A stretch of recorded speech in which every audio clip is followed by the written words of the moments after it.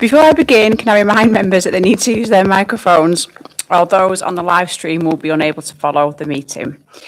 So welcome and good evening to everybody for tonight's Overview and Scrutiny Committee. I'm Councillor Samara Barnes, the Chair of Overview and Scrutiny. Before we begin, I'd like to ask that all mobile phones are switched off. There are no plans for a fire alarm test tonight, so if it does sound, please vacate the premises using the fire exits and assemble on the car park. Item A1, apologies and substitutions. There haven't been any apologies for absence. Is anyone... We're all here, aren't we? Yeah, lovely. Then could I ask the committee members and officers to introduce themselves, please, starting with the committee members. Daniel Ashworth, Britannia and Lee Mill. Councillor Judith Driver, Bacup Ward. Councillor Samantha Harrison, Longcombe. Councillor Annie McMahon, Hayholm and Waterford. Councillor Bob Bold, Whitewell and Stacksteads. Scott Smith, Councillor for Whitworth Ward. James Eaton, Co-opted Member. Matt Plummer, Neighbourhood Policing Inspector for Rosendale. And Jackie Flynn, Community Team, Rosendale Borough Council. Hannah Callan, Democratic Services.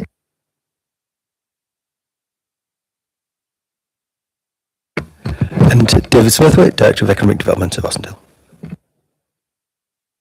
Thank you. So moving on to item A2, could I please have a mover and a seconder for the minutes of the previous meeting, please? I'll move those, Chair. I'll second those, Chair. Lovely. All in favour? Everybody happy? Lovely, thank you.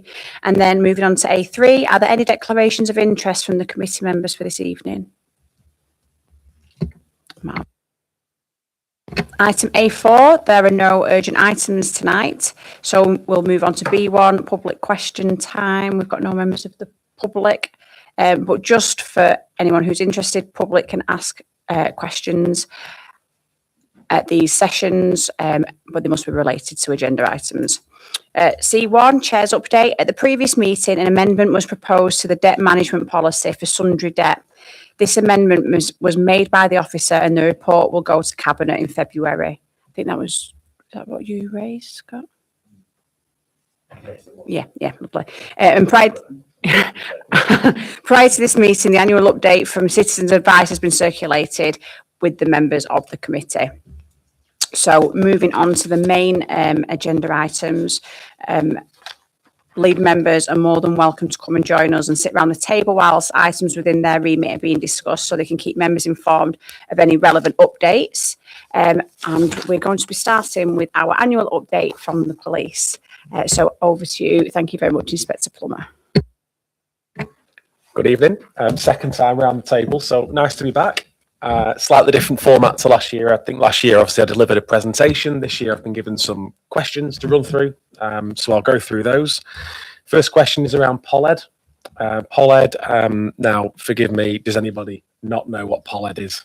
Any ideas? You can put it on because of the live stream anyway. Okay, so POLED was devised by West Yorkshire Police.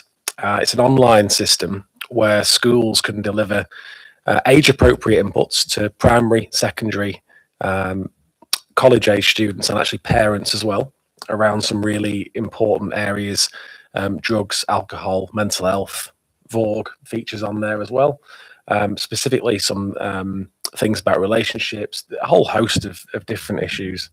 And there's two sides to it. So the schools can deliver their own sessions, that's teacher-led, and they are heavily influenced by police, by current intelligence, current patterns and trends that we can make the children aware of.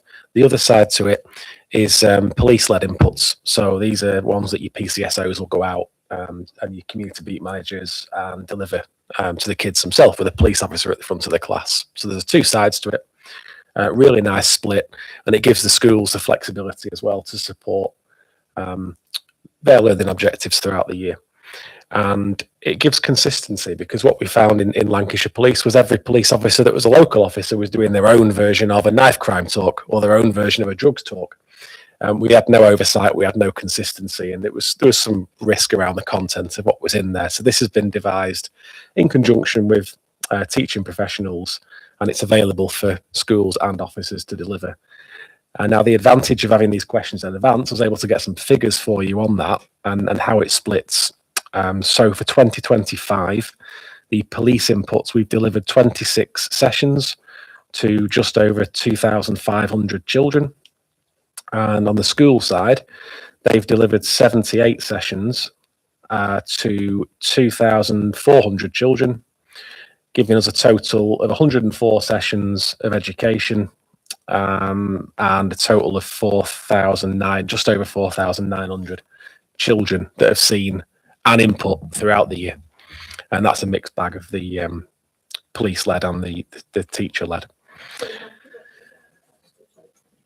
I just wanted could you say where exactly this was? Is it the whole of Rosendale? Is it, schools, which schools in predominantly, whether it's Rottenstall or is it spread right across the area? Yes, is that okay?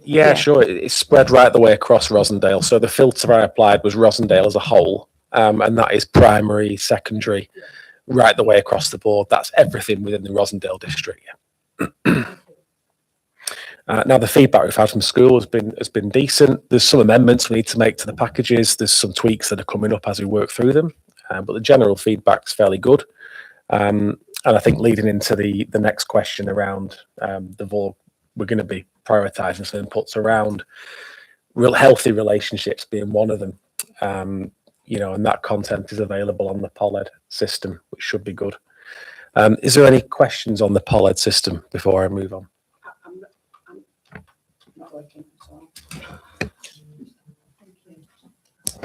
I'm not sure if everyone saw the questions that have been submitted. Has everyone seen the questions that were submitted? No. So just so the members are aware what the questions are that were put around that. So one was around to ask you to tell us more about POLED and the impact it's having, and then what changes are we likely to see following VOG. So they were the two questions that were put forward, just so you have some context of the way that this is being framed. And then Could I ask, Judith first. Yeah. Can I just ask for you to, because obviously POLED's the abbreviation, what exactly is it standing for, that? So it's POLED.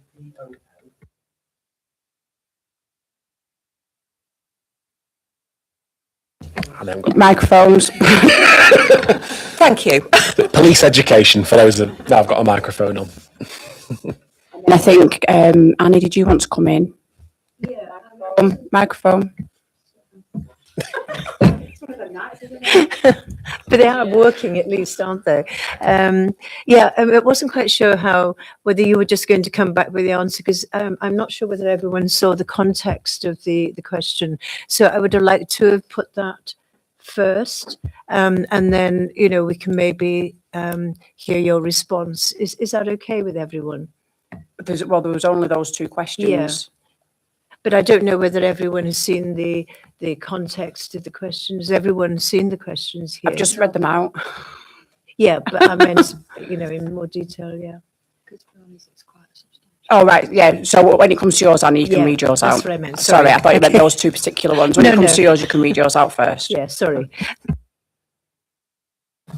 Sorry, just moving on a little bit further in relation to the violence against women and girls work that we're doing. I actually met with the PCC's office only a couple of weeks ago, and we were talking about the overall response right the way across the force, but particularly for Burnley and Rosendale. They both featured in respect of the survey. And there's some work coming out of that, particularly around our young people. We found a gap in the responses from our young people in colleges, between probably the ages of sort of 16 to 25, 30, there was a real gap. What we found was most of the responses were from people 50 plus, which on one side was great, but we're missing out on the younger demographic. So there's some work there to do around the colleges in conjunction with the PCC. And more importantly, around our nighttime economy. So our town centre patrols on the Fridays and the Saturday evenings, we are refreshing that. Not so much my team, but a wider picture across Rosendale around our response teams being out in the right places, guided by the street safe data and the hotspots around our crime and disorder on the Friday and Saturday nights. Just re-looking at where we put our people at what times, just to refresh it. I know that one of the things that came up on the survey, not necessarily as a high point for Rosendale, but quite a lot of people commented on like train stations and bus stations and things like that. I know historically we've had quite a lot of issues reported about Rottenstall bus station. So I'm just wondering whether whether anything from the survey will impact the work that goes on at the bus station or not really. Yeah, I mean, in respect of the survey and the transport hubs, we found that Burnley featured really heavily, not so much at Rosendale. But what I would say, probably 12 months ago, the relationship with Rottenstall bus station probably wasn't where it needed to be. That is now different. And we've got the trust between Paul Marsden, my sergeant, bus station manager. They've got a great relationship. And we've done some really good interventions with particularly some of the 16, 17-year-olds that were causing some issues around the bus station, drug dealing, potentially carrying weapons. I don't know if you saw, we put the knife arch up there recently and done quite a lot of activity down there just to try and make people feel a little bit safer. And that's going to link in quite nicely to the Vogue work as well. Thank you. And it's really handy knowing that about the bus station, because I think we've all probably had calls and emails about it at some point or another. Thank you. Annie? I was just wondering whether, obviously, as you know, the temporary market is just about to be opened. And I know there were some issues in Rottenstall Market when it was still in where it is at the moment, just. And I was just wondering if you're doing any, anticipating any further issues, because obviously you've got quite a central point now, haven't you, with the actual cabins themselves, the bus station, and the general mingling, that you get anyway. So have you had any thoughts or discussions about that with maybe the market traders or whomever? We've been discussing it with Claire from the council. She's been leading on certain aspects of it. I think a lot of the problems we saw at the old location was around the location itself, and it didn't lend itself to being visible. There were a lot of hidden areas where people could, get up to mischief. We are working with Claire. We are going to put a plan in place for when it does open. We are going to put some staff on, certainly for the first few weekends that it's going to be open, just to give that visible reassurance and just be contactable, really, and visible to the people out there. We don't want it to go back to the issues that you had, 12 months ago.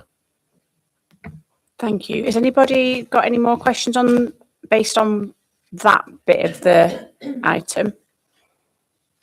No, Annie, have you got your question written there, or do you want this paper? You've got it. Yeah, I'll hand over to you then for the next one. And I'll remember to put my.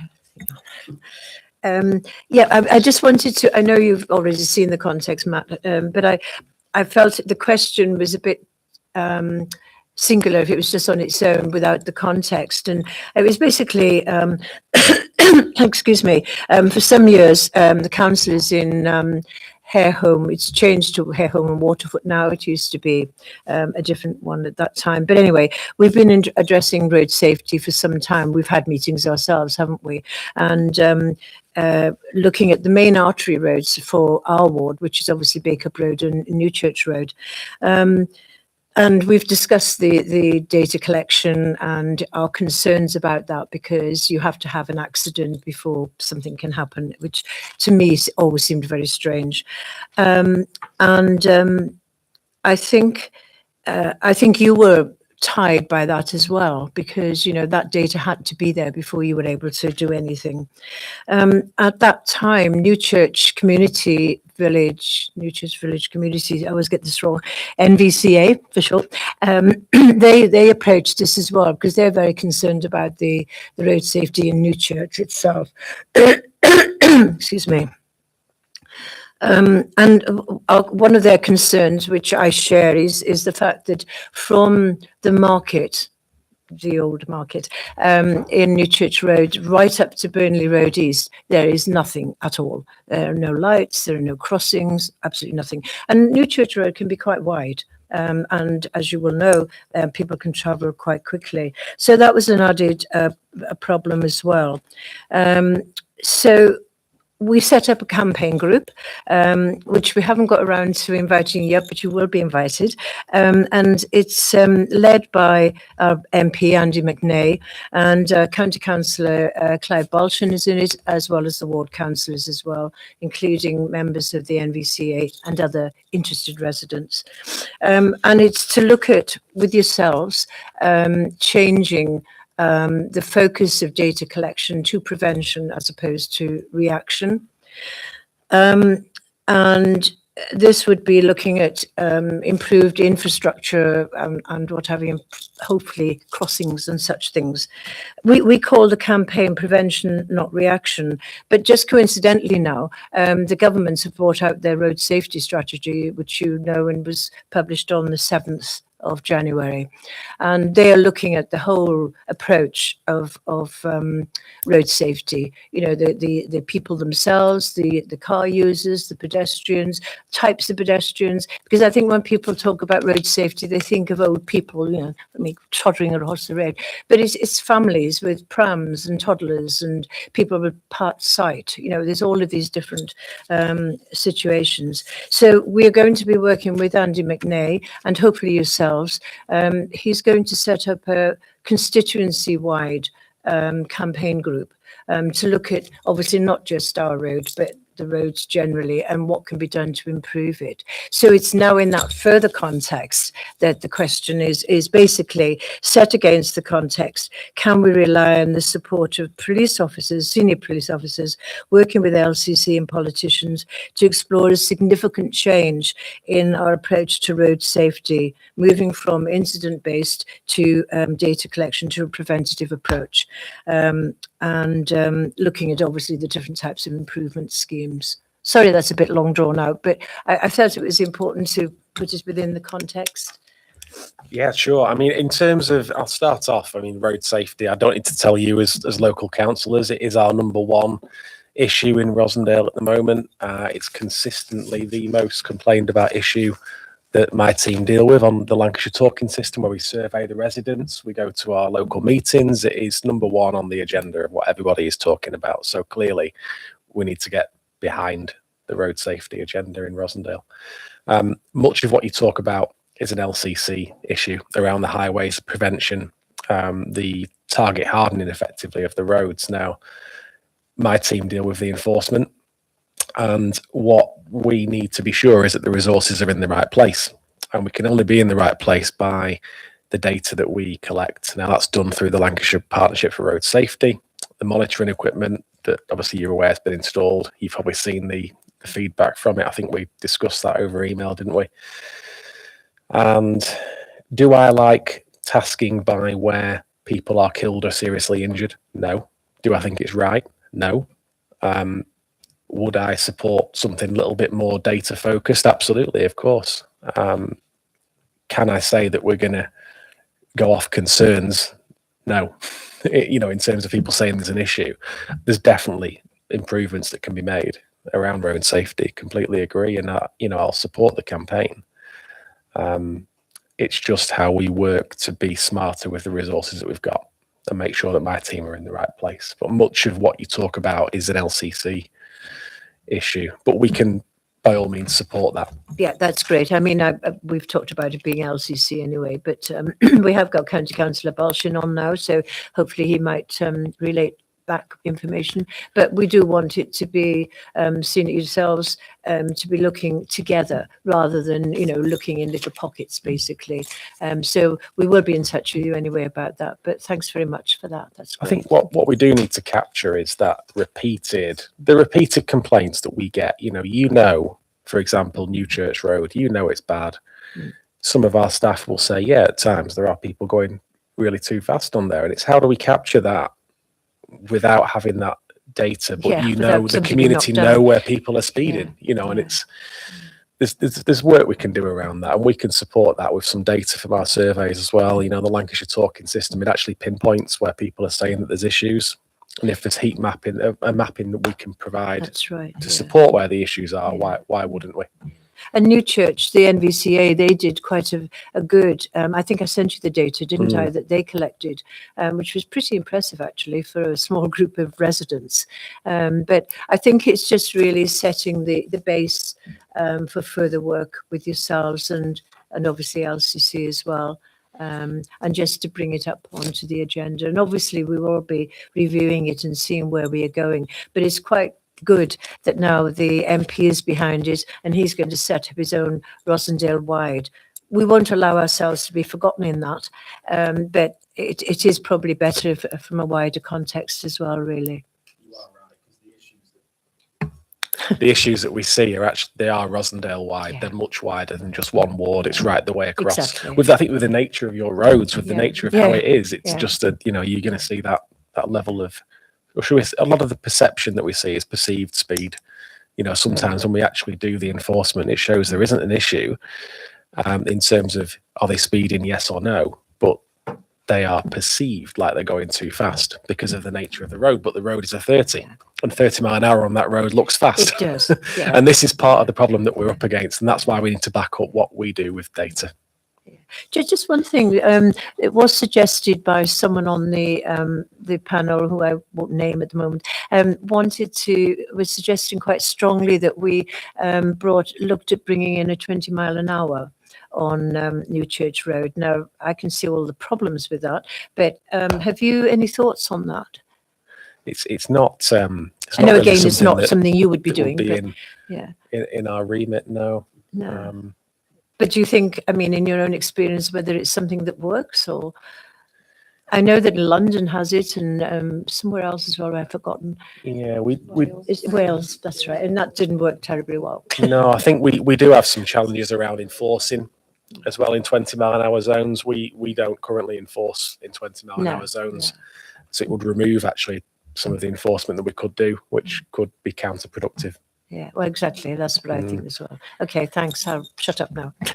Thank you, Annie. And also, I know it's a little while off, but with government reorganisation, we're going to have a different sort of form of local government deciding on how we do these things, aren't we?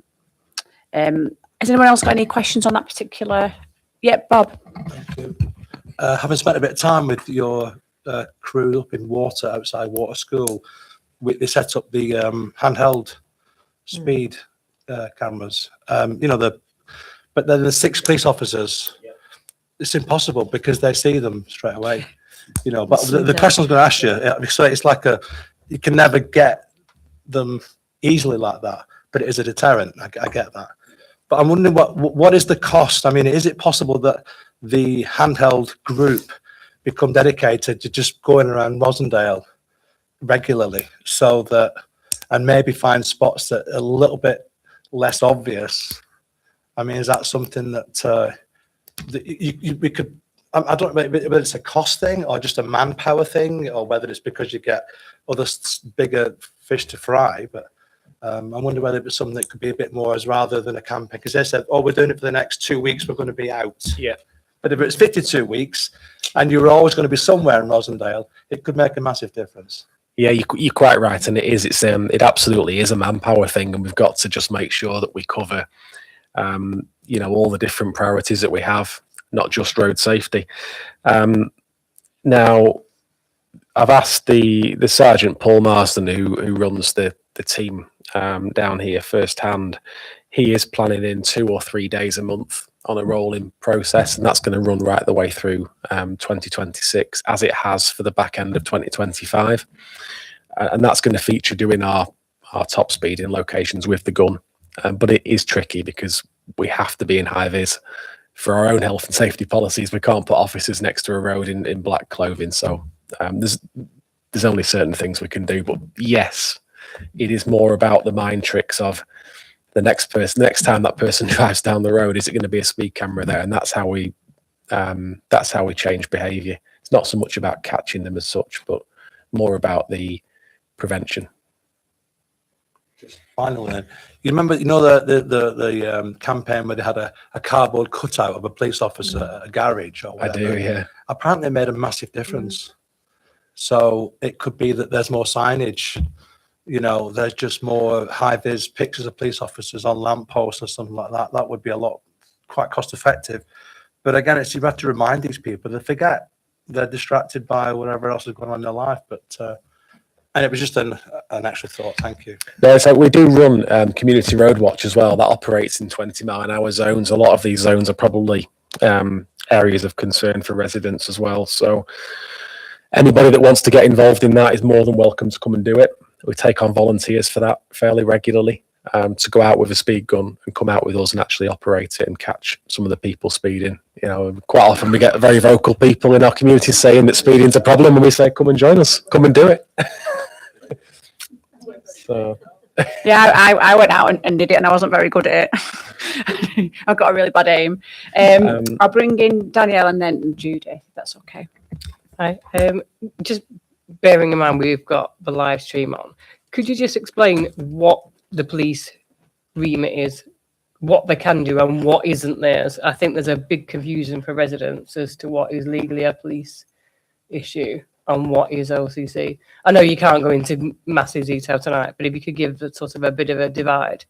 Is that in relation to speeding or road safety in general? Road safety in general. I think there's a lot of misunderstanding about what police can and can't deal with. So just a bit of an overview. So a short summary is the police will deal with enforcement aspect in relation to speed and antisocial use of vehicles.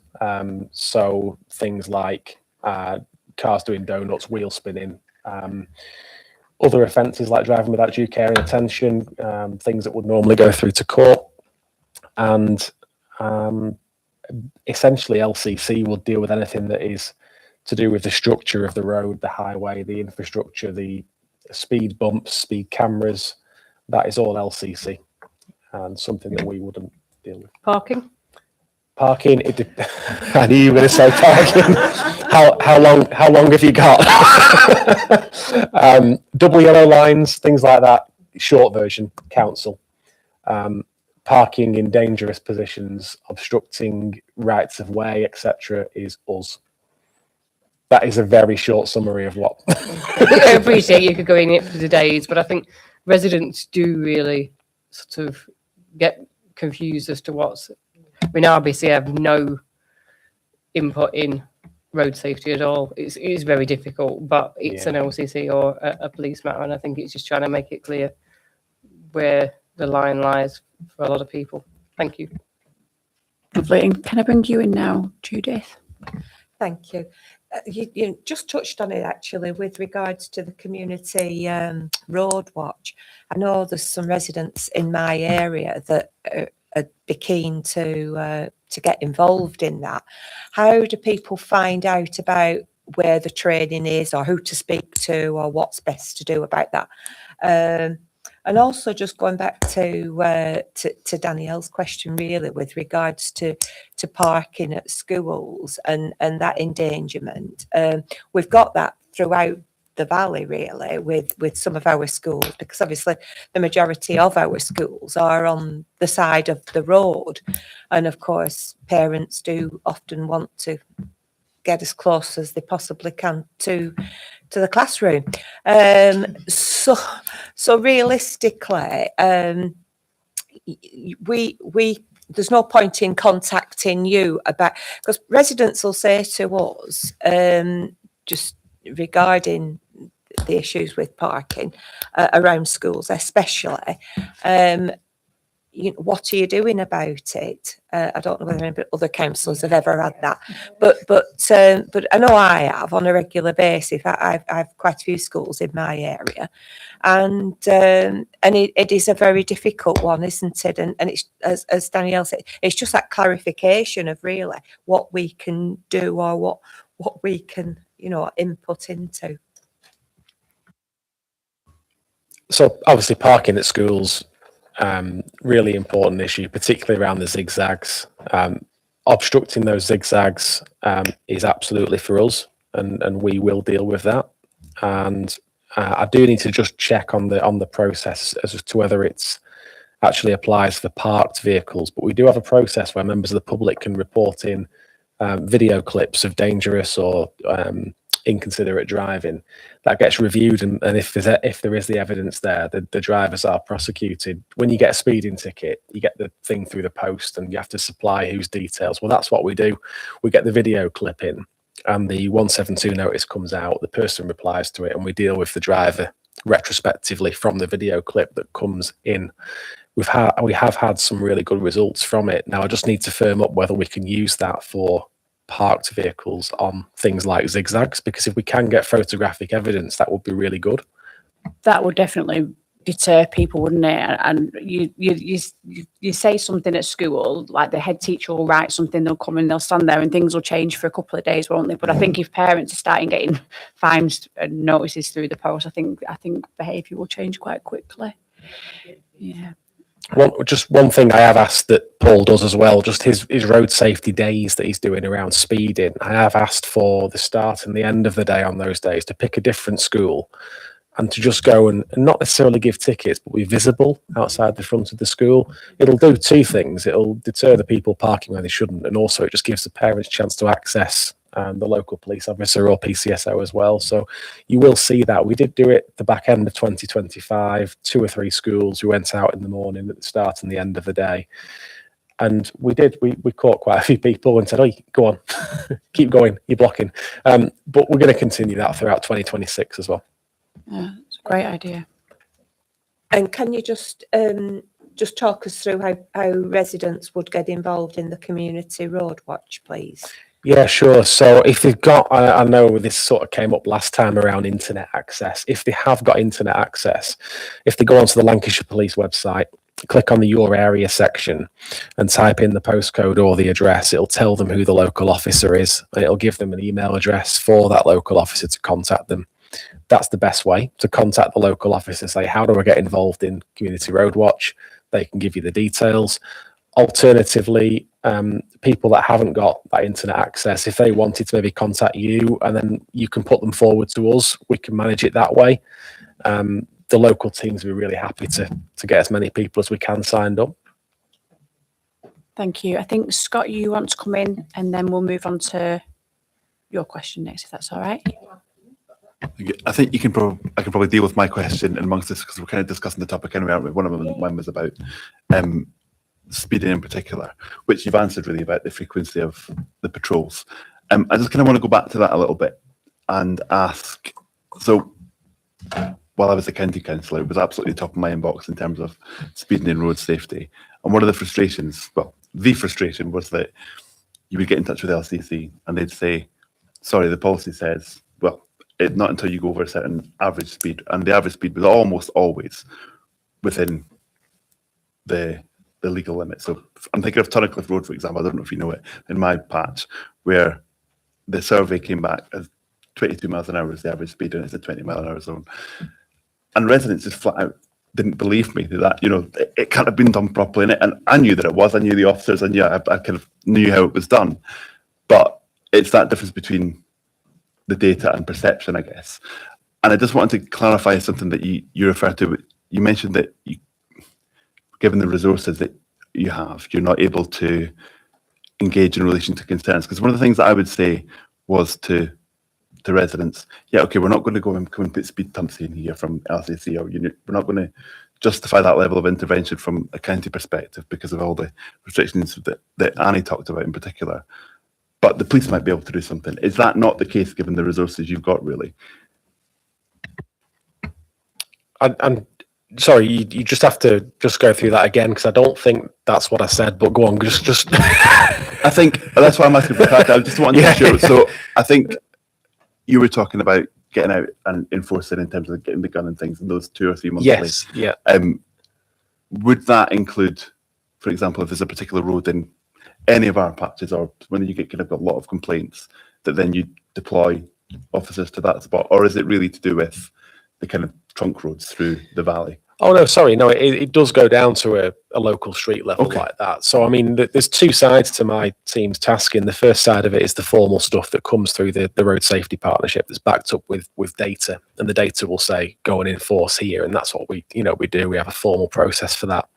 But beyond that, the teams are still encouraged to go out. There's nothing stopping them to go, if they're getting a lot of complaints, I would encourage them to go out and do some enforcement on that activity, on that street. There's nothing to say we have to stick to the data that comes through the partnership, but that is our core business. The rest of it is, if we've got the capacity to do it, then why not? Yeah. No, that's really helpful. Thank you. The second one is in relation to parking. I won't labour the point. But this is what you said is exactly my understanding of responsibilities. The LCC does the most of it in terms of restrictions that are already in place and things, and the police take care of things that are dangerous.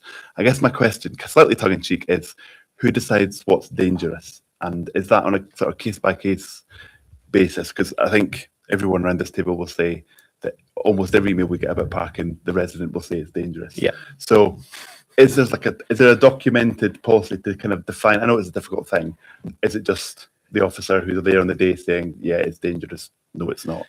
It is, and it's case by case, and that's where we see the inconsistency sometimes. And this is on an officer level actually as well, because some officers will say, I think that's dangerous. Other officers will say not. And this is where we're at. Yeah.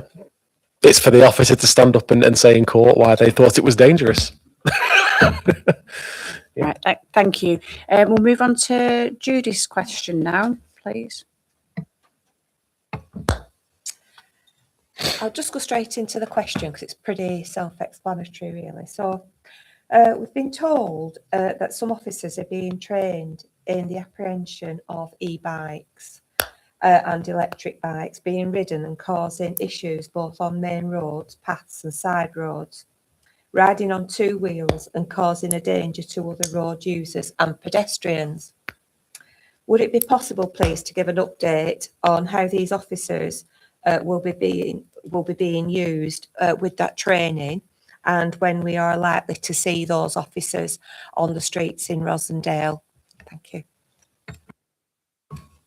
Sure. So the e-bike situation is not good, is it? You see some of the riding that these people display is really not good, and it's something that we want to take off the road completely. So yes, there is training ongoing at the moment. I can confirm that for you. Those officers that are doing that training are our road policing officers. So they are the traffic officers that are out and about 24/7. Some of those officers that are being put forward to do the off-road bike training, they are usually bikers as well. So they know how to handle bikes, and they have got a good level of experience.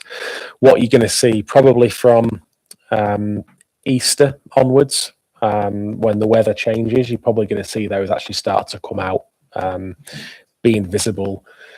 We trialled them at the back end of last year. I managed to secure them in Burnley. We had a real hotspot for our antisocial use of bikes. They were very effective. The bright red, the Surons, they look completely different to a police bike. They look like one of these bikes that's riding around illegally, but it's branded up as police with checkerboards on it, etc. So you would not believe the amount of comments that were going around on social media within hours of these things going out. People were saying, wow, there's police bikes chasing people around. And it wasn't quite like that, but but that was the public perception, is that actually the police are taking the police are taking the fight to these idiots who are riding around on these bikes. So yeah, winter we don't really see a massive problem. We see the odd one. You'll start to see the activity ramping up from probably April onwards, and that will feature. And Rosendale will definitely feature as part of that. Yeah. Thank you.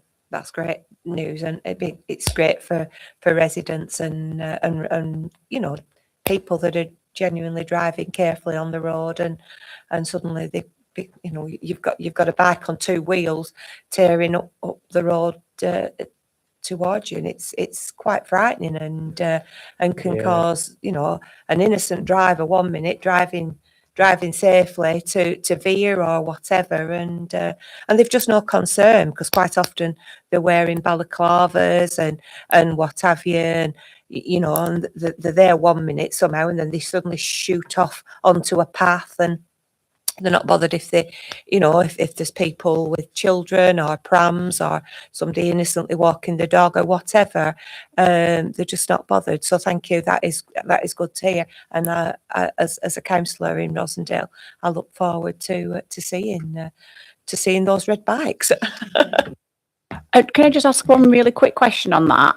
We had an issue in my area, and we were told that people can't go after them if they're not wearing helmets because of the danger level. Is that correct? And will this be any different with this scenario? Historically correct. Under the new regime, not correct. So there's certain tactics they can still do even when they're not wearing helmets. It is hard because the officers have got to risk assess whether they want to carry on pursuing a bike that they know is probably going to end up, seriously injuring the person if they crash as a result of the pursuit. So it's a hard decision for those officers, but there is no policy that says if they're not wearing a helmet, you can't pursue them. That's interesting. Thank you. Scott, do you want to come in with your second question? Oh, so is it relating to this? Yeah, sorry. Yeah, sorry, Scott. Yeah, Annie, microphone. Sorry. It was just really the context again of that one. One is, what legislation do you do that under? Because obviously they're a fairly new phenomenon, aren't they? Is it just Dangerous Driving Act or what? Yeah, so I mean, they're the same offences as cars and bikes. So Okay. we seize them under the same powers that we seize uninsured cars. And we prosecute the people for riding them in the same way that we'd prosecute you for driving your car in the same manner. Yeah, I did wonder about that. And what, you confiscate them, do you? Yeah, so a lot So of what do you these, do with them? 99% of these bikes are completely road illegal. Even if you had insurance, which you can't get for them because they're not road legal. Even if you could get insurance, you couldn't use them on a road. So because people can't insure them, they can't get them back. So every single one of these bikes that we've seized has been crushed. And we're on. I wonder, because I can imagine this big pile of bikes, I mean, you only have to look online. We've published some videos actually of our road police inspector, Steve Scott, who was stood next to this huge pile of bikes going into a crusher.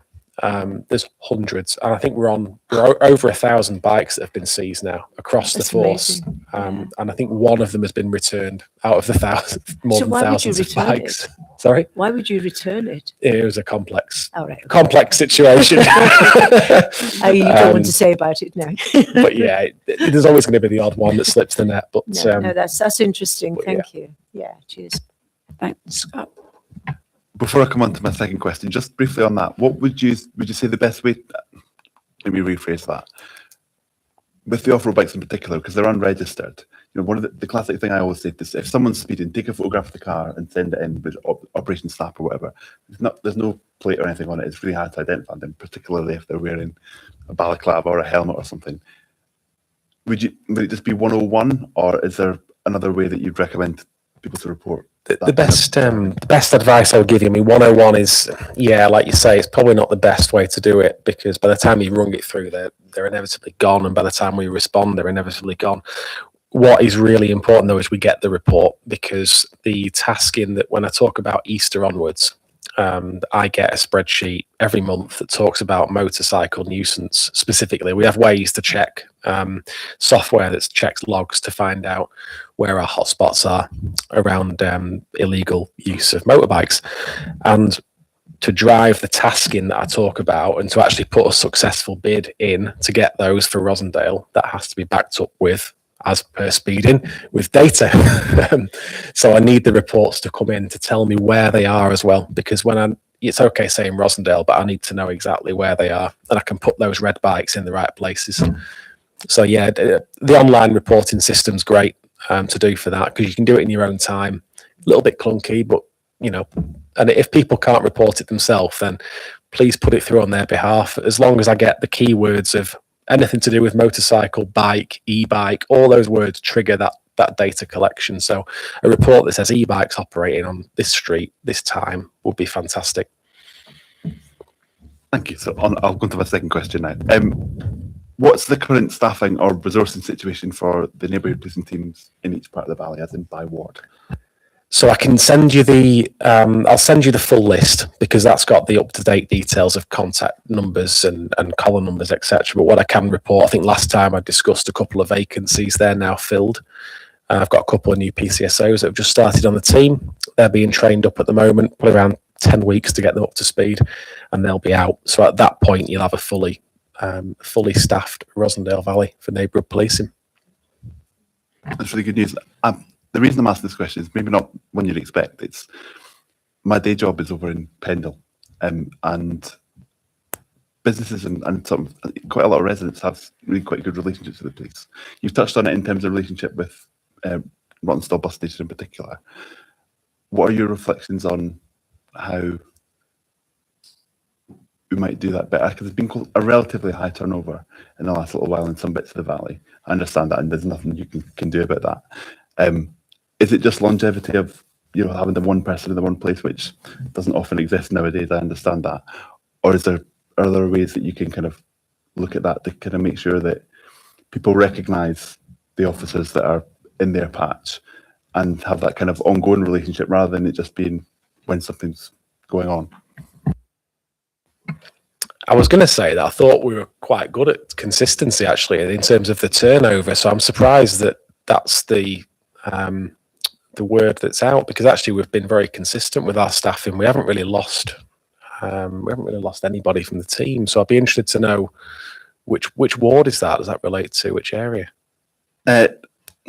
My point was more to do with the turnover thing doesn't relate to my ward. I'm talking about in terms of the sense of, I guess, distance between the police and the community. Perhaps I think the thing I often hear, and I know it's not true because I know how hard the police work and I know the thing that's going behind the scenes in particular, but that when there's not a lack of visibility and people, again, it might be more of a perception thing. I just kind of intrigued to hear about how you think, what your reflections are on that, really, just kind of an open question, and how you might want to address it. Yeah, I mean, I think it has changed, hasn't it, over the last few years? I mean, when I was a neighbourhood PC, we had far more community beat managers and PCSOs than what we do now. So I think what you say is right. Obviously, that is different. We're trying to do, we are doing a lot of good engagement, but it's how we make sure we're in the right place at the right time, I guess, which I'll direct you to actually the Lancashire Police website, because if you go on that area tool and put your address in, you can actually see where we're going to be throughout the next 3 to 6 months. And I'm asking the team to get out, I'm aiming, what I'm told is I have to do one every 3 months. What I want to do is at least one a month of a location where police officers will be, people can come and speak to them. We advertise that online. And that's, I hope, a good way of people knowing where we are and how they can access us. But again, it comes down to people being online and having access to that. Yeah, I hope it didn't come across as criticism. I was just confused because you said you talked about consistency of staffing, and that was what threw me. So yeah, no, absolutely not. Thank you. Thank you. I think I'm signed up for the In the Know, and there's regular updates with police doing, like, I think they're doing it near me. They're doing pop up in Tesco, and there's not very many people in Haslen and Hallamshire that won't know one of our PCSOs or officer. We've had a really strong team there for a long time. I think as well, the new staff that are coming out, one of the new PCSOs has had a great idea around the Lancashire Talking System. So she's publicising that system now in some of the local school newsletters that's going out to all the parents. I don't know whether anybody's seen that or not yet, but there's going to be a QR code in there. The parents can sign up. And right away, we've seen significant sign-ups on the back of that. We can actually track it and say that it's, and that's another good way we can just keep people in the loop of what's going on. Thank you. And I think our last one for you this evening. Oh, sorry, Judy, sorry. Thank you. Just regarding the neighbourhood policing, and you've just said we've got another couple being trained at the moment. What will that be then in terms of our resources for Rosendale with that, what you might call immediate response? Because one of the problems I think that people say to us, and I'm sure if they say it to me, they say it to all of us, is the response time when people try to get in contact and about issues. So what will that mean for us as a valley? Just you know, I mean, obviously, I think that concerns people with the fact that because we are quite a linear valley, which we are, you know, you look at us at the other side of Haslingden and then right down at Scotswood, right to Rochdale corner, so to speak, in Whitworth, and that's quite a distance. So what will that mean for us as staffing in Rosendale? I think, you know, my expectation for the team really is that they come on duty, they'll brief in the office, then they'll be straight out on their areas. So then we've got people in the right place for when the calls come in, that they're not travelling from the police station, they're travelling actually from their local area. So in terms of the neighbourhood policing provision, that's probably what you're going to see. I mean, it's small. My team in Rosendale is fairly small. You know, you might have 4, 5, 6 officers or PCSOs on duty at one time, but they aren't the ones that are necessarily coming to your calls when you call us. They're different. They are the immediate response, or we've got not immediate response colleagues that are now working at Rosendale. And when you talk about response times, can I just clarify? Are you talking about time to answer the phone or time for the officers to get? I think more the time for officers to get to somewhere if they see an incident taking place, or you know, somebody acting suspiciously around cars, or even the scenario where we have groups possibly doing drugs, etc. I mean, obviously, I think that at night time at the moment always wanes off a little bit in the outside areas because of the weather, but of course it will eventually get lighter and we'll have a few nicer nights, and we will see that again. Likewise with the antisocial behaviour in town centres throughout our valley, it does wane off slightly in the winter time with the bad weather, etc., and the dark nights, but we do still get that, you know, people hanging around cars, and we do still get those. So yeah, I suppose really it's like the response time, really, I suppose, that people are concerned about, and making sure, I suppose, that the valley has policing to support any kind of antisocial behaviour. I mean, we had the big operation going on, didn't we, in Lancashire? Just, what is it, 2 years ago, which has that waned off now? I mean, with the horses coming in and the extra policing at night times, has that waned off now? I take it you're talking about the Operation Centurion, are you? Yeah. So yeah, Operation Centurion isn't currently featuring for Rosendale. In a way, that's good news because that's telling us that we don't have an ASB problem at the moment. But there's always going to be ASB, isn't there? There's always going to be, we're never going to be in a place where that's zero. What I would say is that is under review all the time. And if that does change and we start to see issues like we did years ago, that potentially would get brought back.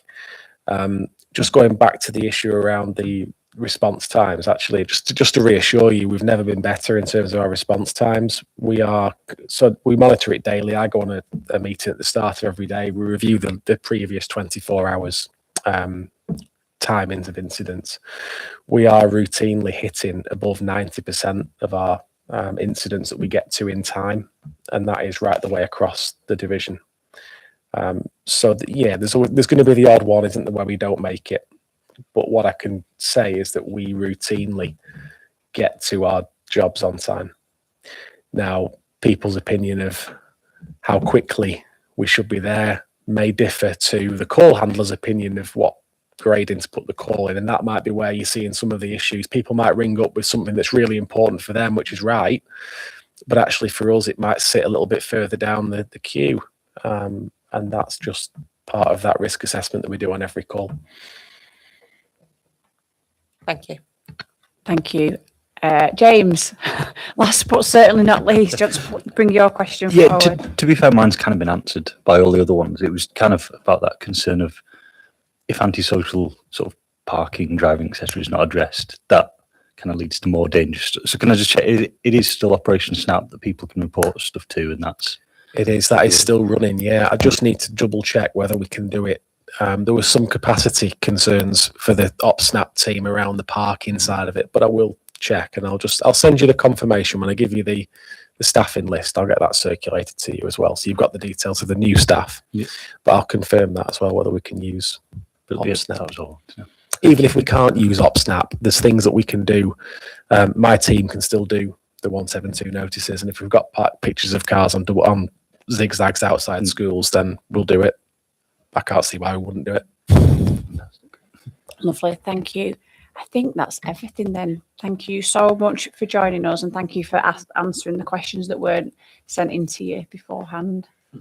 And we'll see you again next year. That's okay. Thank you. Thank you so much.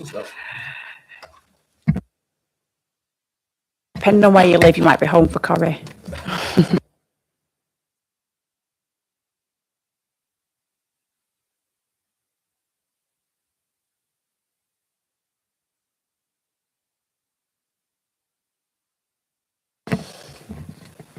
Adrian, are you joining us for? Okay. Jackie, thank you so much for joining us. Oh, hang on, I better read from the script.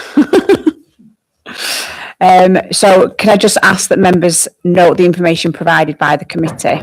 Could I ask someone to move the recommendation that's regarding the information we're given by the police? I'll move that, Chair. And can someone second it? I'll second that. Thank you. Thank you. And then I've noticed that Hannah's taken really quite detailed notes. So if there's anything that people didn't catch, they'll come through on the minutes as well. So back to you now, Jackie. Thank you for joining us. You are here with the Better Lives Strategy, which is a really detailed and chunky document that was really lovely to read, actually. So thank you so much for doing that. Would you like to talk to us about it? There's a bit of context to this first. Just after COVID, the government introduced the Household Support Fund, which I don't know if everybody should be aware of. I hope so after all these years, which I think has been running for about 4 years now. And the idea of the Household Support Fund was that families were going to be struggling financially. There was a cost of living crisis. There still is a cost of living crisis. It hasn't gone away. And the government then wanted to do something to support people. And they introduced something called the Household Support Fund. And the Household Support Fund was several things, but it was an application process for people on low incomes who could apply for support in some way. And when we started it off, we looked at many and varied ways of trying to get support out to people. We had pensioners that we were sending out post office vouchers to, so they could go to the post office and just get cash to help them through. We tried many different ways of getting in touch with people to say, here's some money. But it was a really sort of quite a blunt instrument, the Household Support Fund. The major side of it was that there had to be an application process for members of the public to apply for support. The fund isn't huge, so the expectation compared to what the support people could get was relatively low.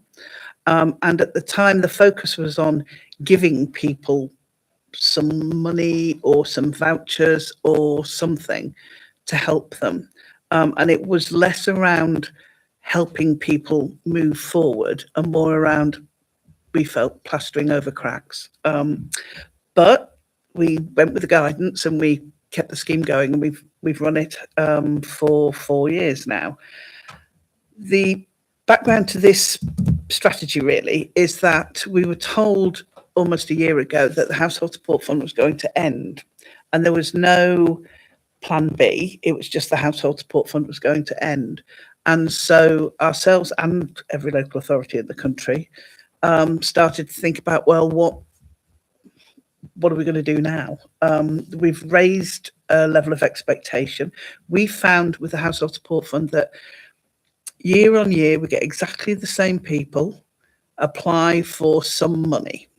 I get people ring me up every month and say, hiya, Jackie, and I won't give you names, what's going this month? What can I apply for? What can I get?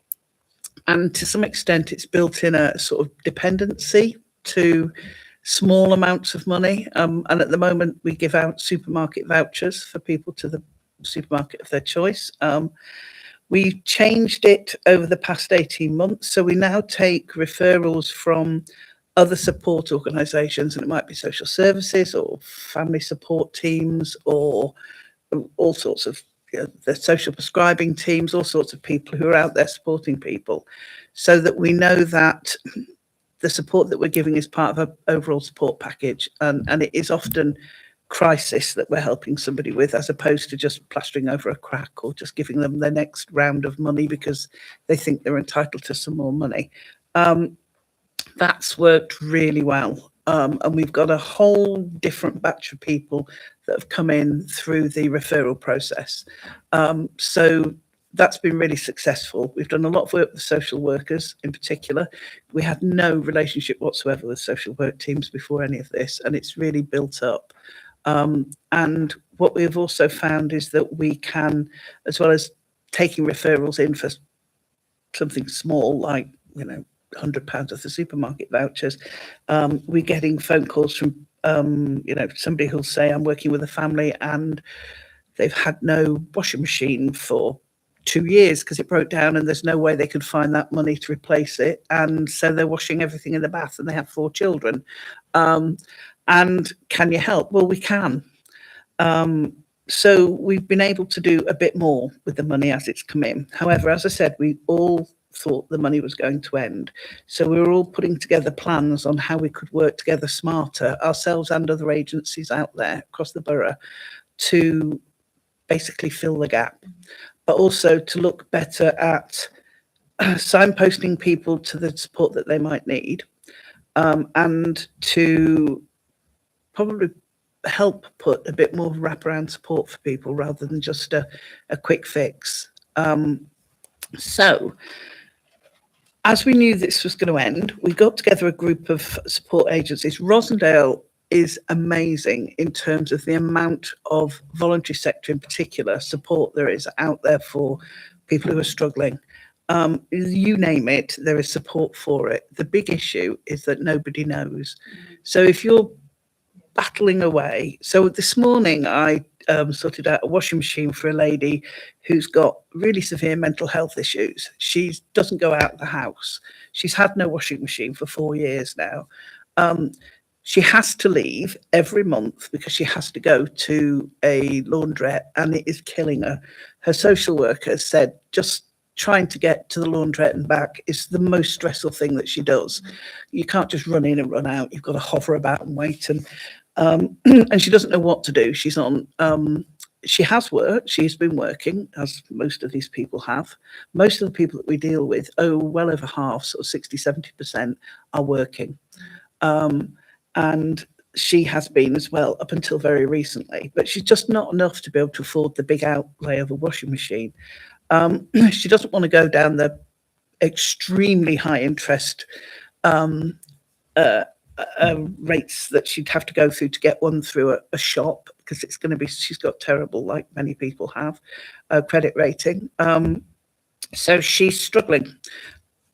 It cost me personally, all out of my own wage. No, it cost me through the Household Support Fund £270 to get her the washing machine that she needed. And I haven't been able to hold a conversation, if I mustn't tear up, but I haven't been able to hold a conversation with her for 3 weeks now, since she knew she was going to get a washing machine. And then today the washing machine arrived and she couldn't even speak to me today because she was just in floods of tears because somebody provided her with a washing machine, and for the extra £16.99, the man fitted it for her as well and took the other one away. So sorted. So it's all she needed. She just needed that washing machine. She's getting support for their mental health issues, but the mental health support team at Lancashire County Council don't have funding to be able to help with something like this. So we know that working together, we can actually make a big difference. So we pulled everybody together, all those groups that we knew that were working in the borough, and said who's doing what, had a mapping exercise, which was a real eye-opener. Not least of which was we found out, we had so many organisations that were providing help, advice, free top-up vouchers for people on energy meters that are running out. There were organisations we didn't even know were working in the borough. Lancashire Women, we've got women who are really nervous about somebody coming into their home and, prowling around their house, giving them energy advice. Often they've had terrible experiences beforehand. We didn't know Lancashire Women had somebody that would come in and provide all the energy advice that just women needed, although they don't just work with women, but you can have a bespoke woman come in. They also offer a service where somebody can come in and do some minor repairs that we didn't know about either. So there was so much happening across the borough that we had a great time mapping it up, writing it all up, ready for looking at so what, because one of the things that came out of that was all those people sat in the room didn't know about all the other people sat in the room. They're all meeting vulnerable people in their day-to-day work, but they don't know that other people can help with other things. I mean, there's a Whitworth Town Council have a poverty fund, for instance, that a lot of people don't know about, but you have to live in Whitworth to be able to access it. But there's this amazing fund there. There's pots of things happening all over the borough. So we got two issues, really. We got members of the public who didn't know where to go to get any help in the first place.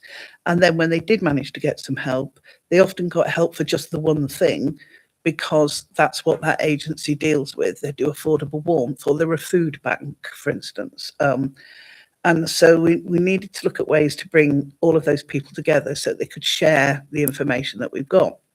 So we decided we needed to write something, which is your strategy that's landed right in front of you. And with that group, we came up with some things that we thought were most important. And those things were all listed in here. So addressing debt was a key one. Citizen Advice will tell you now that the amount of people that they speak to that have severe mental health issues, and those mental health issues are down to the fact that they're living and breathing debt and lack of money. It's what people think about the minute they get out of bed. It's what they think about all day. They won't open the post just in case. They won't answer the door in case there's a bailiff at the door. It's their life is their debt, and they can't move on from it. So it's the impact that debt's having, not just on not being able to pay, but your mental health. You can't go out, you can't socialise, you can't use the gym, you can't do. One of the local schools up here, St Joseph's, has said they've stopped doing what I did in the school holidays as a piece of work when they get back to school, because so many of the children don't. So they have children that say, oh, I went to somewhere exotic and had 2 weeks in the sun and we did A, B, C and D. And there are other people who've never left the estate, have never seen the sea on those estates. So the disparities were huge. So we wanted to look at how we get together to address debt. We know the Joseph Rowntree Trust, the Poverty Commission say the one thing that will address debt is giving people more money. Well, as a council, much as we'd love to go, we're doubling your income. It's not going to happen. But getting people into the best employment that they can get is really key to that. We have Rosendale Works, who are really great at doing that sort of thing in the borough. There are other people doing similar sorts of work. New Ground Together have been doing some work. The DWP do some amazing work, but people don't really know about it. So it's how we join that up and how we tell people about it as well. That was key. We wanted people to have the basics, food, warmth, and a roof over their head as an absolute basic, and you'd be amazed at how many people haven't. We have food banks that do, here's your bag of food. Then we have food banks that say, here's your bag of food for people that have no gas and electricity. So this is your cold food because you're never going to be able to heat this up. 2026 in Rosendale. So we wanted to address the basics. This making every contact count was really important to us because we felt that, as I say, everybody needs to know what there is or where to sign, not just to signpost people, but to actually make the referral for them. So that it's bad enough having to say to somebody on the phone, I've got no money, I can't feed the kids. But to have to keep saying it over and over again every time you're referred on to somebody else is just too much for some people. So we want to make sure that people know where to go for help, and that when they get to that point where they're getting some help, they get supported into the next stage of whatever it is they need to move on with their lives. So that was our making every contact count. Income maximisation. We cannot get over the amount of people that aren't getting the benefits and support that's actually due to them out there. And the things that people just don't know about. If you're on a low income, almost invariably, you can get free broadband access. Who knows? who knows how to get it? There's loads and loads of things out there for people, but they just don't know it's there. So it's making sure that people get everything that they're entitled to. You can't function in this day and age without broadband and without a mobile phone. You can't sign on to universal credit without a mobile phone. So you need access to broadband, and it's all very well saying go to your library, but when you're trying to sort out your bills at 7:30 at night, 9 o'clock at night, you're not going to be squatting outside your library. You may well be sat in McDonald's, because there are a lot of people sat in McDonald's having the cheapest thing they can possibly have so that they can use the broadband. It's not ideal. Which takes us to the next point, which was digital inclusion. We found that there are a lot of people who don't apply for the funding that we offer because it's an online application process. So this year we decided to put in a phone number as well, which flies in the face of everything going digital. But it's been really good in terms of people being able to get in touch and say, I have no idea. You have to upload bank statements. You do for a lot of these things. Well, that's the end of that conversation for a lot of people. So how do you do that? If you can't upload them, we can pick them up, we can drop them off here, they can put them in the post. We can do 101 ways of getting the information that we need from people. We don't have to do it that way, but equally we would like to upskill people so that those that are able and want to can be digitally online. So we're hoping to do some work with Lancashire County Council and Age UK, because interestingly we found it isn't just older people. There's a huge amount of people out there who just give up when it comes to try and do. They can use the phone. The phone's got the most amazing capacity. Somebody told me that the space center that's zooming around up there is using some of the technology that most of our mobile phones can use now. It's almost identical in some ways. What the space centers was doing 20 years ago is what your mobile phone can do now. People are carrying this thing around with them and they're using it to ring mum, or check that somebody's okay, but they don't know what they've got this amazing tool and they don't know how to use it. So we want to do some more work around that. So that basically is what we're talking about doing. We've got a sort of an action plan in there to explain what we want to do and when. I know I've got some questions. I think if they come from you, we've got some questions which are, good questions that made us think. I don't know if you want to ask the questions, or should I just go through them anyway? I don't think everyone's got a copy of them, so is Right. it all right if I say you what shout they and I'll are? answer, Yeah, and then and other then- people will be able to as well. Yeah, lovely. Yeah, so the first one was, I said that it's positive to see a wide range of organisations included in the multi-agency board that's been brought together to oversee the strategy. But I wondered if any consideration had gone into including members with lived experience. I worry that it can sometimes feel like we're doing to people rather than doing with people. Yeah, and it's a really good point. It's something we've talked about. We haven't at the moment got the capacity to be running workshops with people with lived experience. However, our partners have been doing some work with people with lived experience. Citizens Advice have had an influencers group that they've had up and running, which has been quite interesting because they've really struggled to get people to take part in an influencers group. But that has helped in terms of debt and debt advice, income maximisation, and which are the best ways for them to be able to. So they have an online process, but they're also very much focusing back again on the phone, because the online for them is great, but there are a lot of people who just don't do or aren't comfortable with online. So they've learned a lot from that. So our stage one over the next year is to look at what we've all got in terms of information from lived experience groups that we've been working with. So I'm part of an LCC food group. That's where the food banks and food projects get together, and they've done some work which LCC funded, which I think was around people with lived experience of using food banks, and you can imagine what a joy that is for people to queue up for half an hour in a very public place where everybody can see you, where people are sort of saying, I won't go because what if somebody sees me and my children get taken into care?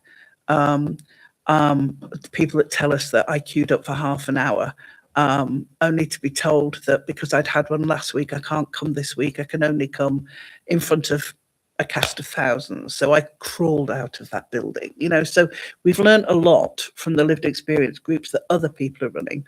But what we're aiming to do year 2 is to pull that together into a better live lived experience group so we can have our own. So yeah, year 1, I don't think we're there.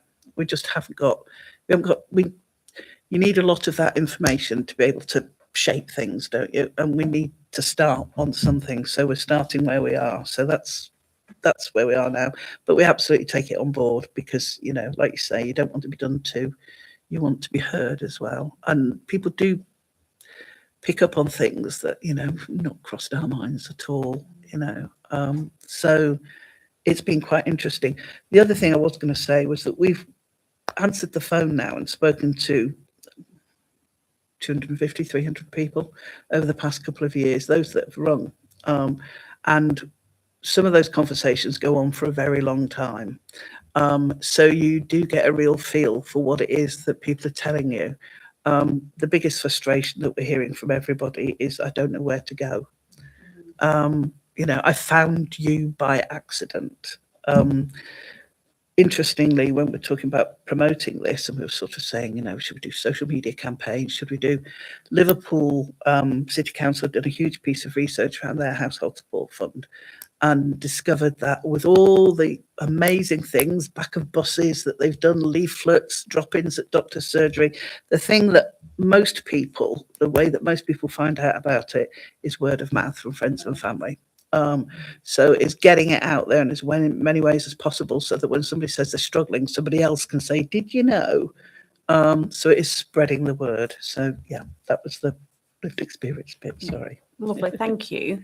Then the next one was around, this is a bit more granular. I don't know whether people have picked up when they saw it. It was in relation to basic goal number 2, and that was around housing. So given the fact that we don't have adequate housing stock in the valley, is it realistic to include safe and secure housing in with the goal? And I cheekily put, I like the ambition, but is it realistic? Yeah, we toyed with this one as well, but we felt that safe and secure housing doesn't necessarily mean just having a house.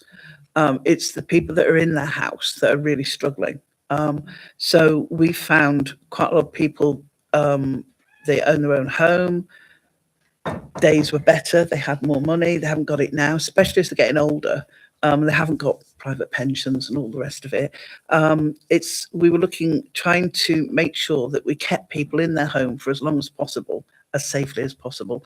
So we were looking at things like making sure that people know about the grants that we offer as a council, which is, the repairs that people can get done. They can get roof repairs. We work with HomeWise on an affordable warmth scheme. So if you're a vulnerable person, health issues, low income, we can sort of get a free boiler, windows and doors replaced. We work with HomeWise on memory matters, which is keeping people with dementia in their own homes for longer, so that all the gadgets and things that they need to keep themselves at home for as long as possible. So we felt that there was stuff that we could do around safe and secure homes, not necessarily finding a home. So yeah, I absolutely get it. We're not going to be able to suddenly build loads and loads. I mean, one of the biggest drivers to debt at the moment in the borough is private rent costs. The local housing allowance, I can't remember what it is. It's 460 something pounds, and it's half what an average rate rent is in the borough. And if you're on benefit, you have to pay for the rest of that out of your benefit. So you can imagine that it doesn't give you a lot of benefit left once you've struggled with your rent. So the only way out of that is to find a social house somewhere, and they're just not there.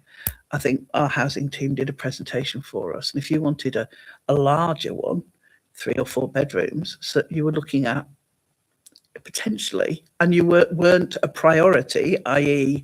a serious health issue, then you would be looking at potentially over 100 years wait for one of those houses. You need to be top ranking in terms of trying to get a house. You need to have everything wrong with you that you could possibly have to be able to get one of those social housing houses. So it's really difficult. A smaller one is a bit easier, but it's still a very long waiting list. So the big thing that most people are struggling with. Now, one of the things that we are looking to do, and we've just run one campaign before Christmas. We have something called LIFT. Does anybody? Low Income Family Tracker. It's a digital dashboard. I don't know how you describe it really. It's a So could you say the name again? LIFT, Low Income Family Tracker. And it's a partnership with ourselves and an organisation called Policy and Practice. And they take data that we hold, DWP data, HMRC data, and they can produce for us a dashboard that tells us, for instance, the one campaign we've just run, 37 families in the borough they felt were entitled to discretionary housing payment, which would keep them in their home and stop them from becoming homeless, but weren't claiming. And using the dashboard, we can find those 37 people, write to them and say, we think, because their circumstances may have changed in the few weeks since the dashboard was produced, but we think you may be entitled to apply for a discretionary housing payment, for instance. So, and in some cases, that's £300 or £400, you know. It can make such a difference. It makes the difference between people becoming homeless and not becoming homeless. So there's pieces of work that we can do to keep people in the accommodation that they're in, or at least stop them from becoming homeless. What that did uncover, interestingly, was the online application process, which is ours, was the most complicated process I've ever seen in my life. You have to go on, you have to find it first online, go online, find the form, download this enormous form, which you have to download yourself at home. Then you have to print it off because we don't do an online. And then you have to print it off at home and fill it in and then upload it and get it back to us. Now, at that point, how many people are going to apply? So what it did was make us, so we're now working with Andrew on looking at a better system. It's no wonder we were, you know, underspent at the time with our DHP for that point in the years, because, I mean, Steph and I went through it and as though we were going to apply for it, just thought, gave up, you know, because we thought, I don't know what they mean. What do they mean by this question? What do they mean? What's this evidence? Do they mean this or do they mean? And you also had to be quite literate to be able to work that form out because it's written in council speak. So one of the things that we can do as part of this is to look at our own systems as we go, as well as everybody else looking at their systems. So those are the things that we can do around housing. That's why we kept it in the end. That makes sense. I was looking at it in that different term. And then the last question, you've probably actually answered this last question throughout the presentation and with what you've just been talking about, but it was just how will the no one left behind ensure it reaches the most vulnerable and excluded groups of people, as often these folk that don't access services either through choice or opportunity or agency. I think you've covered quite a lot of that. A lot of it, I think, is going to be this every contact counts side of things. We're never, ever going to reach absolutely everybody. But during certainly this last year, we've really built up a really strong relationship with our tenant support teams within our social housing. We never heard from them up until this last year. But they are, and it's a two-way process because they've been able to help as well. You know, we've had somebody contact us about one thing and they've dropped into a conversation that they're struggling with something else. And we know the right person now to be able to. So I think a lot of it is going to be this every contact counts. I also think we do need to do more around non-digital. So West Lancashire, for instance, have produced a booklet. Now there's a cost to that and it's a nightmare because they have to keep updating it. But it's left in doctor's surgeries, it's left at pharmacies, it's left in libraries. And it's just something you can sit and look at to see what else there is that's out there. We also produce a leaflet, a Money Matters leaflet, which we're about to update. And we had that scattered around the borough. And that was just a starter for 10 for people to pick up and think, oh, I didn't know, you know, that you could get help from this person or that person. I'll give them a ring. So we tried to make sure that it's always a phone number as well as an email or a website or whatever. So, yeah, I think that it is the hard bit. The next stage to this is that the government have now announced the Crisis and Resilience Fund. Household Support Fund will end at the end of March. Crisis and Resilience Fund comes on board. The guidance to that has to be seen to be believed. It's a 100-page document and it's the most complicated thing. But basically, they still want us to do helping people in crisis with stuff like a washing machine or whatever it might be. But they want to see more of a focus on the support and the resilience side of things. And part of that, we'd like to see if we can, we're not sure how much we're going to get. It goes through into the county. They top slice it for things that they need to do. And then the rest comes down to us. We're not sure how we're going to get, how much we're going to get from that. But one of the things we would like to do is see if we can get some sort of capacity or support to be able to, almost like a social prescriber that's just there for poverty. Except we don't try not to call it poverty. I mean, poverty is a dreadful word, isn't it? But somebody who's there to help people who are really struggling financially. Because often when they ring us, we can only do so much at the time that we've got with them. We're not, we're not advice workers.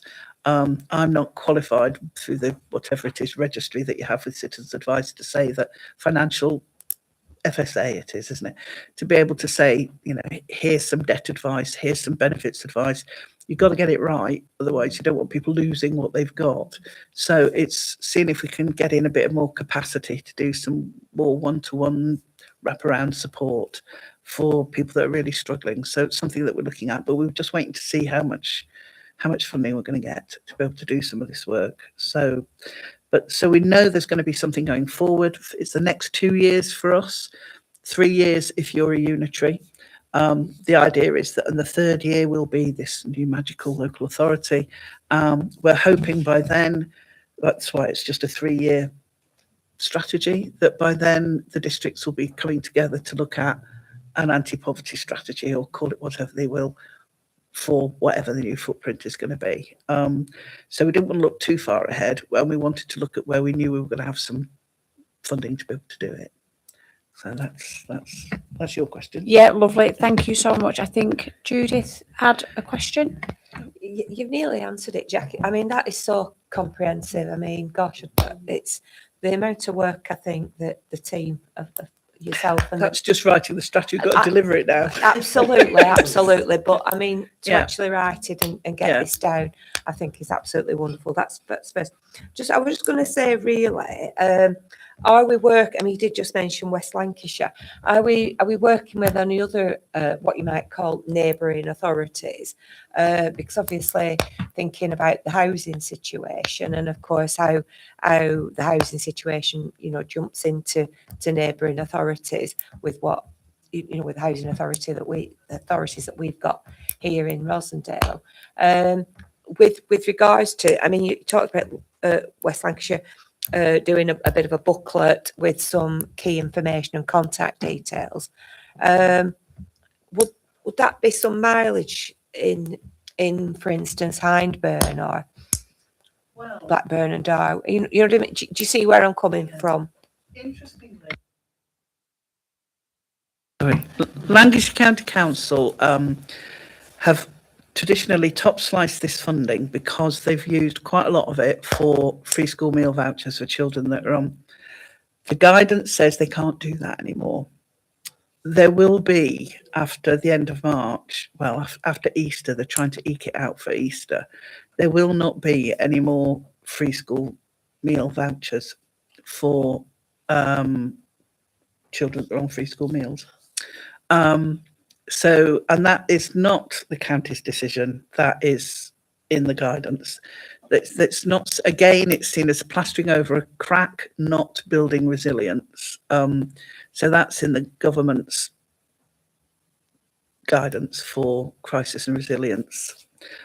So we meet anyway across the county monthly to look at household support fund, to see if we can, as best we can, join up some of the work that we do. Things are very different in different boroughs. Some have got resilience hubs in the borough. Some local authorities employ welfare support staff, mainly the bigger ones, to be fair. Lancaster City Council, Preston in particular, have their own welfare teams. We don't have them. Most of the local authorities don't have them. So we're trying to smooth the edges a bit in terms, because if you live at Loveclough and your mate lives just down the road into Burnley, you know, and they're getting X, Y, and Z support, and you don't get it in Rosendale, you want to know why. So we're trying where we can to start looking at how we can join things up. But from a housing point of view, if it's about building houses, it's not on our horizon in terms of this. We've got a housing strategy, and it's not happening. In terms of support at home, we are trying to work a bit more, trying to work together. We have been working together. It's just that the other issue and thing to mention is that Household Support Fund and Crisis Resilience Fund isn't just based on population, it's based on need, based on the index of multiple deprivation, which is much less in somewhere like Rosendale than it is in Hyndburn or Pendle. So we traditionally get less money. So we haven't got a football club as Rochdale, as Burnley have. So Burnley have got a community hub in the town centre funded with themselves and the football club. That's just absolutely amazing. If you ever get the chance, it's above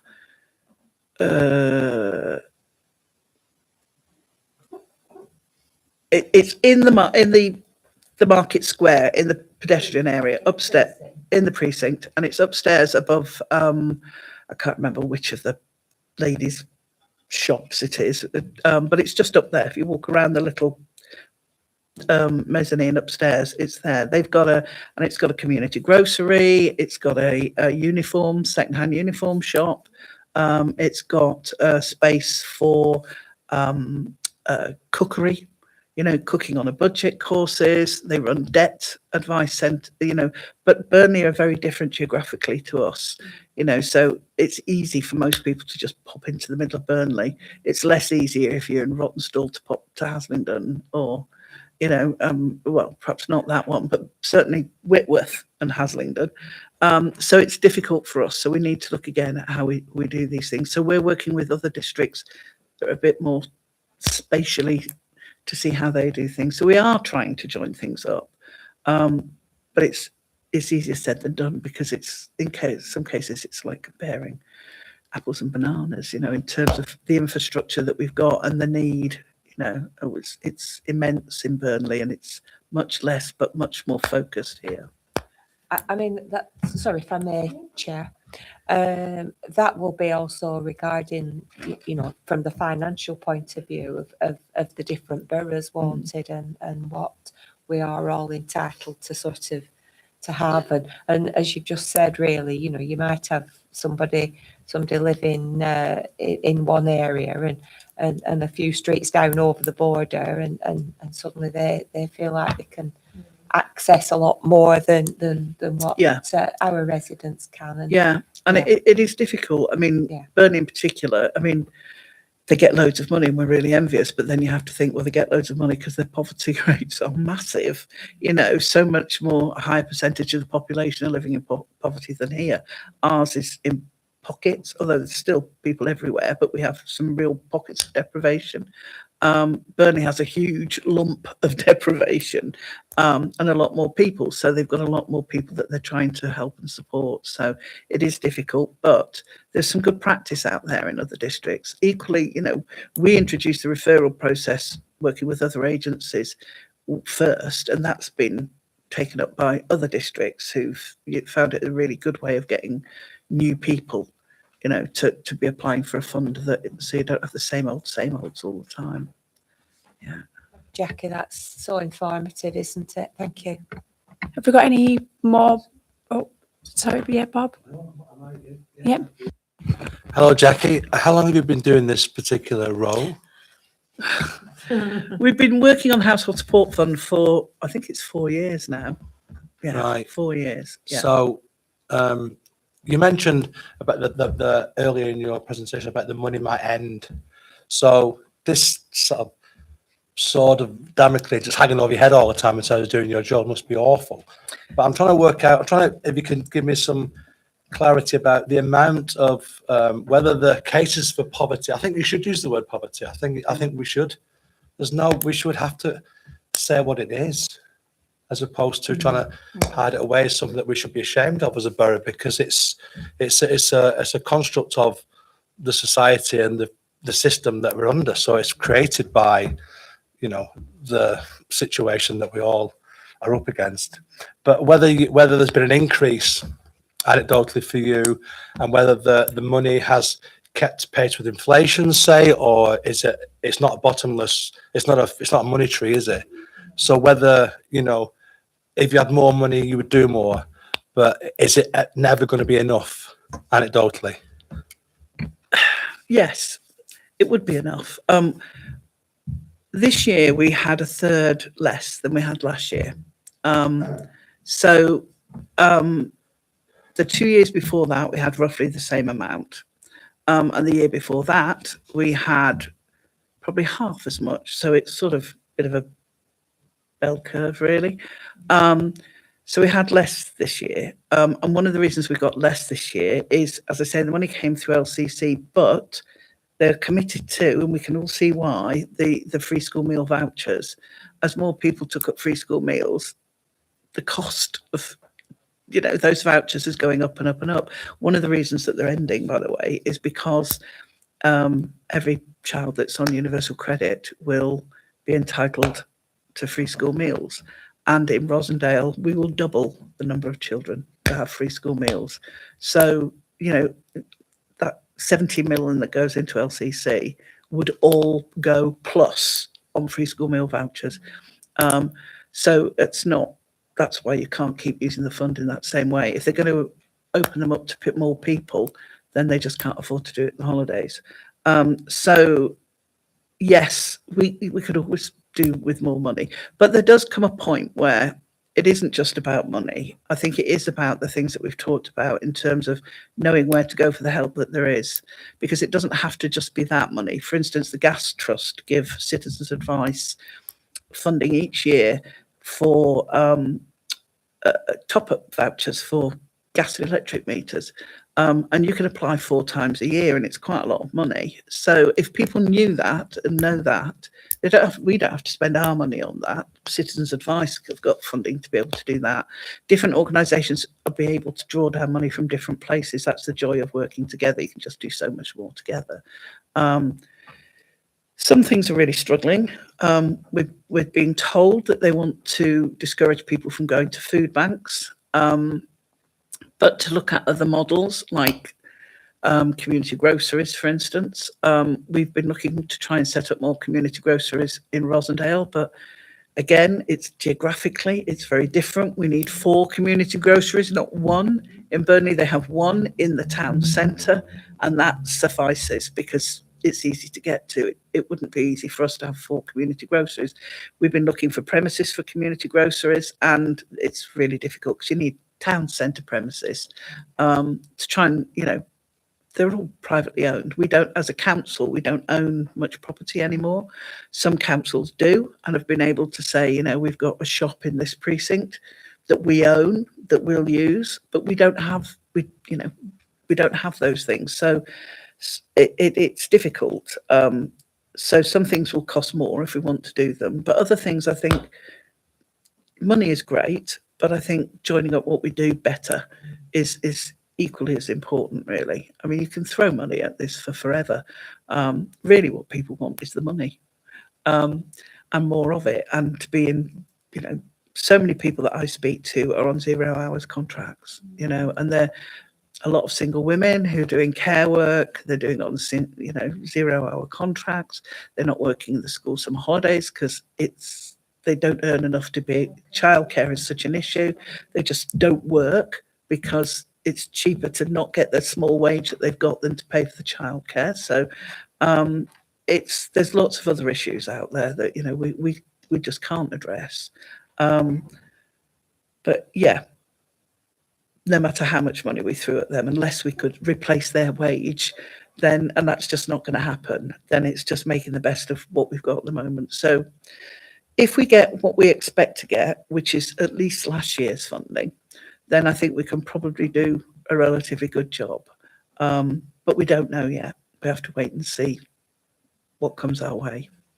But we're all lobbying like mad to make sure that we get as much money as we possibly get for the districts.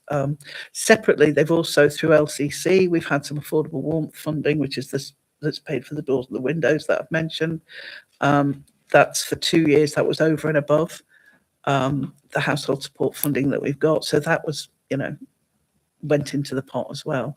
And to be fair on them, when we were talking about this, they were really keen to see as much of the money as possible go to the districts, because the districts have got probably a closer working relationship, but they have got other things to offer. Like they have an amazing welfare rights team, really amazing welfare rights team that we can all be working with as part of this project as well. So yeah, money isn't necessarily the answer to everything. I think it's joining up what you do as well. Yep. Thank you. Yeah. Just to say that apparently there are millions and millions of pounds each year that's not claimed.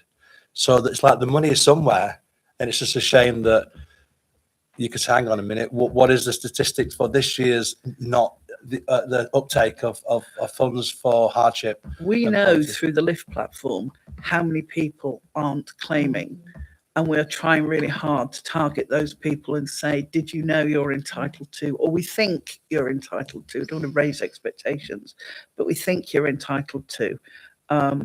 So, I mean, we've discovered there's still been quite a lot of people, for instance, when the 2-child benefit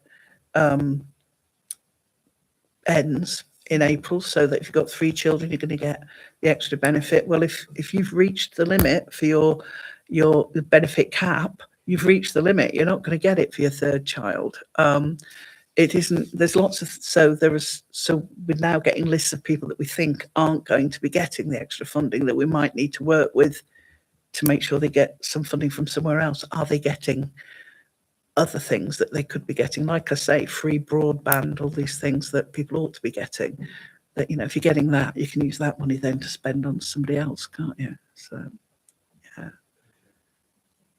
Thank you. Did you want to come in, Daniel, before? Sorry. No, it's fine. It was just this is an amazing piece of work. Just well done to the team for putting it together. I'll pass that on.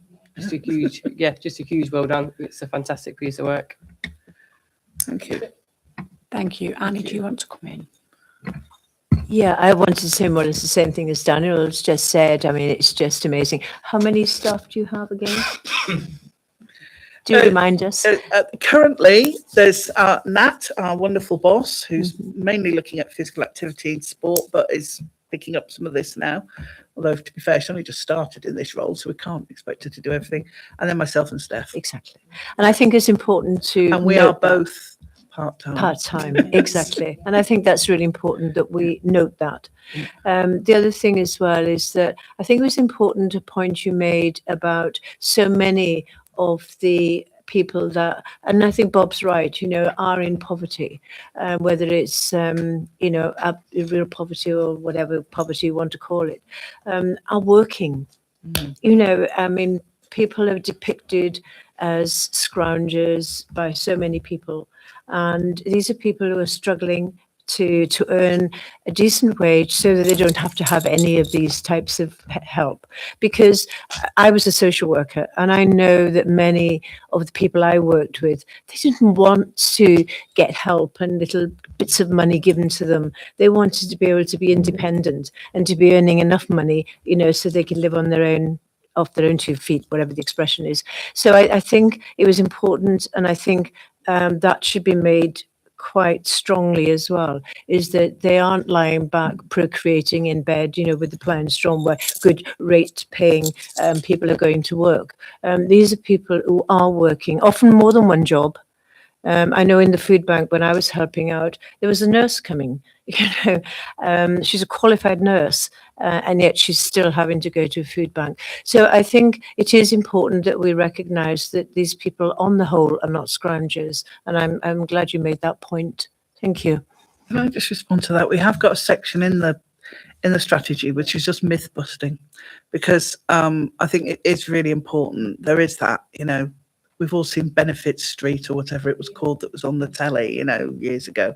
But it sets the tone, doesn't it, of, people who are, lifetime scroungers. And they're certainly the people that we have spoke to. I can think of 2 out of the probably 800 that I've spoken to or have applied to us who are, push their luck.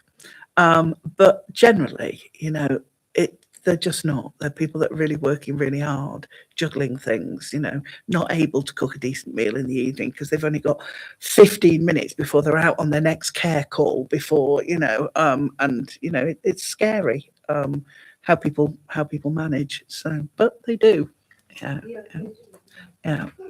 I think going back to the conversation around do we use the word poverty or not, I think it's easy for us to sit here and say we should be using that word, and there's a lot of political leanings around that word, but having delivered period poverty projects and working in food insecurity projects, I know that those people would not want to be referred to as being in poverty. They might not access the service if they were told that they were in poverty, and there's a lot of connotations for and I hate the word service user, but for the end user around that word. So I think that I don't think it's as cut and dry as that. If anyone else hasn't got any questions, I just wanted to say thank you, but to ask what we can do as councillors to support this work. You mentioned about lobbying around the funding. You talked about knowing about it. How best can we make this a success, as much of it as it can be? One of the things that we need to look at in the strategy, and we haven't got it sorted yet, is how we're going to share information between ourselves about what's available out there, and how we're also going to share it with the public. Because yes, we can set up a website, but that's only part of it. I think it's going to be really important, and we're going to drag you all off some training at some point. When we get to the point where we've got something that we say, you need to be aware of it so you can signpost and pass people on, so that if you come across people and you think, did you know? And it doesn't have to be somebody that's come to you specifically. You can be talking to somebody about something completely different, and they're messing about with the phone, and they're really struggling, and say, you can probably, you get the free broadband that you might be entitled to. Did you know you might be? It is who you would speak to about it, but it's just a case of being able to have those conversations with people. I did a lot of work around suicide awareness a long time ago, and still doing it now. And I think it's really important that you say to people, are you struggling? Do you need, I I might be able to signpost you on to somebody who can help with that, or I'm going to signpost a dreadful word, please don't use it. But, I know somebody who's really good at sorting out that sort of issue. Like, let me pass your details on, and if you're happy with that. So I think there's something around the role of councillors as well in spreading the word, so that you become part of this grand. We want this no door is the wrong door approach, so that you can speak to anybody, and they will, if they don't know, they will know somebody who will know, because we do generally. Certainly we do. You work for the council, or your councillors, somebody who, if you don't know, you can get the right person for them. And I think it's really important that people do that as part of their day-to-day, just sort of contact with people. And it isn't always necessarily that the contact is about poverty. It's just being aware when you're talking to somebody that if there is something that you think might help, just being able to drop it in the conversation without being really, really patronising. But, my son's been unemployed. Well, it's working now, thank God for that. But he's been unemployed for quite a long time. And, being able to say, you shouldn't be paying for your broadband, mate. You can get that. You can get that for nothing. Did you know you can get discretionary housing payment? He doesn't live in Rosendale, and he did, and he got it for a year. and it made such a difference. You know, it paid a third of his, which was coming out of his universal credit. You know, a third of his rent. Fortunately, he had a mother that, you know, does this sort of thing for a living, but his mates didn't, and they didn't know about it. And then he told other people word of mouth, and poor old Calderdale were probably inundated with discretionary housing payment applications. But it is that, you know, somebody, and then the word gets out there, but it's being able to spread the word. And I think that's the important bit for the councillors. Lobbying is always important. Crisis and Resilience Fund, we know, is around for 3 years. We get it indirectly for 2. And then we'll get it directly as the new unitary for the 3rd year, by which time we're hoping that we've embedded it so much in everything that we do, it'll become just a thing that we do going forward. So that would be your role. Thank you so much. Just double checking there's no further questions. No, thank you so much for doing all of this, Jackie. We really do appreciate you, and the team and everybody else. We are so lucky in Rosendale to have the wraparound support and community that we've got, aren't we? So the recommendation is that the committee is asked to note and comment on the Better Life Strategy and Action Plan. Please could I ask someone to move the recommendation? I'll move that, Chair. And someone to second. I'll second that, Chair. Thank you.